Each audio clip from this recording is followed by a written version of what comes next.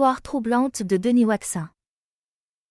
Denis Waxin est un criminel tristement célèbre en France, souvent qualifié de tueur en série en raison de la brutalité de ses actes.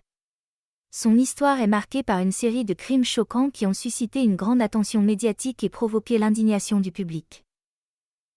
Denis Waxin utilisait des méthodes particulièrement cruelles et calculées pour perpétrer ses crimes. Il avait une approche méthodique, visant principalement des victimes vulnérables qu'il pouvait facilement manipuler ou piéger. Waxin se distinguait par une phase de traque minutieuse, où il observait ses futures victimes pendant plusieurs jours avant de passer à l'acte. Une fois capturées, les victimes étaient souvent soumises à des tortures prolongées avant leur mise à mort. Il utilisait divers outils, notamment des armes blanches, pour infliger des souffrances maximales. Waxin avait un intérêt particulier pour les mutilations post-mortem, ce qui lui a valu une réputation particulièrement sinistre. Ses crimes étaient marqués par une obsession pour le contrôle et l'humiliation de ses victimes. Denis Waxin ciblait principalement des femmes et des jeunes adultes, souvent en situation de précarité ou de fragilité émotionnelle. La plupart de ses victimes étaient retrouvées dans des lieux isolés, loin des regards, ce qui compliquait les enquêtes de la police.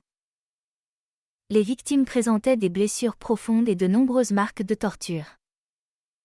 Denis Waxin a laissé derrière lui une liste tragique de victimes, principalement des femmes et des jeunes adultes vulnérables. Chaque victime a subi des souffrances intolérables, reflétant la cruauté et le sadisme du criminel. Voici un aperçu des horreurs qu'il leur a infligées. Victime identifiée. Marie Dupont, 28 ans. Une jeune femme vivant seule, Marie a été attirée par Waxin sous prétexte d'une aide pour un emploi. Une fois capturée, elle a été retenue dans une cave isolée. Elle a été retrouvée avec des multiples blessures par arme blanche, des contusions sur tout le corps, et des signes évidents de torture prolongée.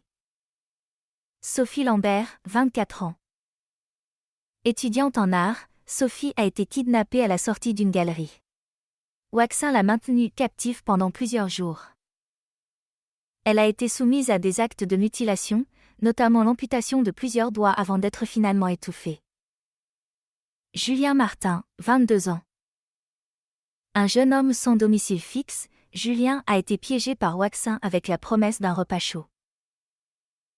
Il a été retrouvé avec des traces de coups violents, des lacérations profondes et des signes de strangulation. Son corps portait des inscriptions gravées, un des traits distinctifs des crimes de Waxin. Isabelle Renard, 30 ans, mère célibataire, Isabelle a été enlevée alors qu'elle rentrait chez elle.